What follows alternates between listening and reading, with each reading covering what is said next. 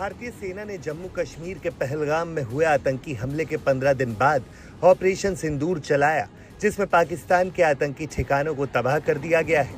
दरअसल पहलगाम आतंकी हमले के बाद भारत सरकार ने दहशतगर्दों को ऑपरेशन सिंदूर के तहत मार गिराया है। जहां एक और इस जवाबी कार्रवाई से पाकिस्तान में हड़कंप मच गया है, वहीं दूसरी ओर भारत में पक्ष से लेकर विपक्ष तक के तमाम नेता भारतीय सेना की बहादुरी की प्रशंसा करते नहीं थक रहे हैं। फिर चाहे कांग्रेस हो, AIMIM हो या फिर RJD, सबने भारतीय सेना और सरकार के एक्शन को सपोर्ट किया है। कांग्रेस नेता राहुल गांधी ने ऑपरेशन सिंदूर पर प्रतिक्रिया दी है। उन्होंने सोशल मीडिया प्लेटफॉर्म X पर पोस्ट करते हुए भारतीय सेना की तारीफ की है। राहुल गांधी का पोस्ट, हमें अपने सशस्त्र बलों पर गर्व है, जय हिंद। राहुल के अलावा कांग्रेस के कई बड़े नेताओं ने भी कार्रवाई की जमकर सराहना की है। प्रधानमंत्री ने कहा था, हम बची कुची जमीन खत्म कर देंगे आतंकियों की। प्रधानमंत्री ने कहा था, हम आकाओं को नहीं छोड़ेंगे। अमित शाह जी ने कहा था, चुन चुन कर आतंकवादियों का खात्मा करेंगे। हम अपनी फौज को मुबारकबाद देते हैं और भारत सरकार से पूछना चाहते हैं, क्या अजहर मसूद को मार दिया गया? हाफिज सईद अब जिंदा तो नहीं है?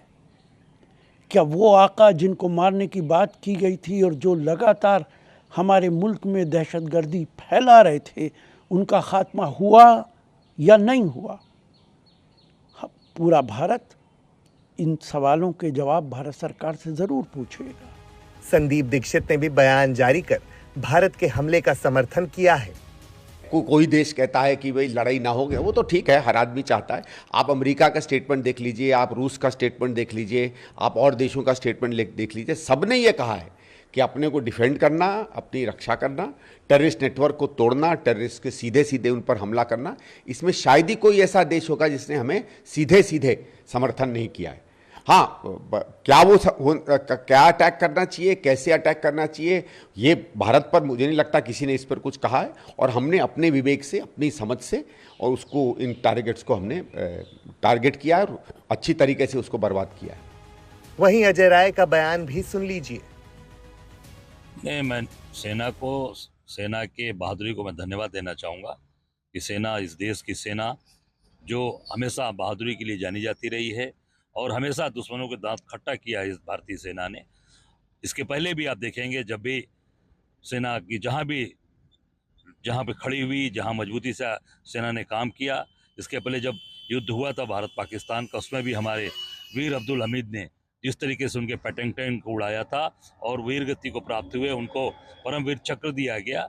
हमको अपने सेना पे नाज है और सेना मजबूती से कार्रवाई कर रही है। कांग्रेस ही नहीं, ऑपरेशन सिंदूर के सफल होते ही RJD सुप्रीमो लालू यादव ने प्रतिक्रिया व्यक्त करते हुए X हैंडल पर सेना की तारीफ की है।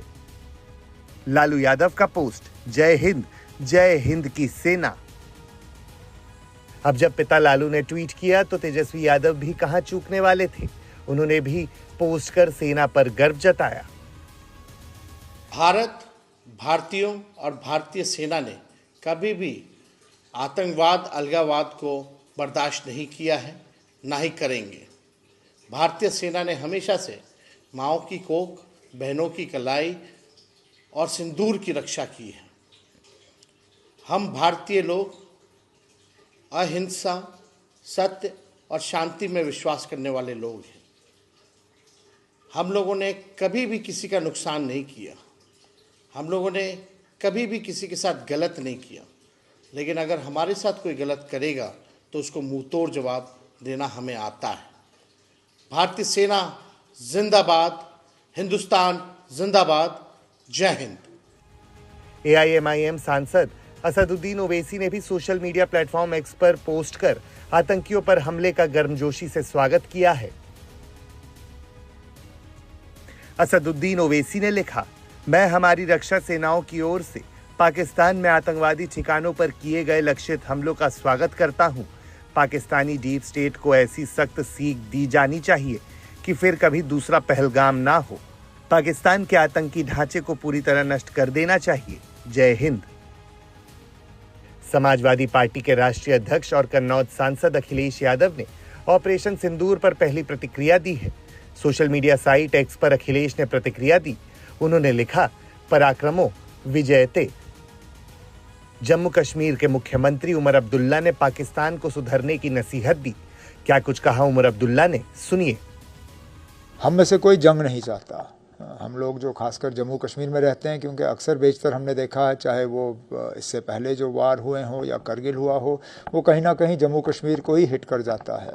हम तो चाहेंगे कि हालात जो है वो दोबारा ठीक बने, लेकिन उसके लिए पहले हमारे जो पड़ोसी मुल्क हैं उनको अपनी बंदूकें शांत करनी होंगी।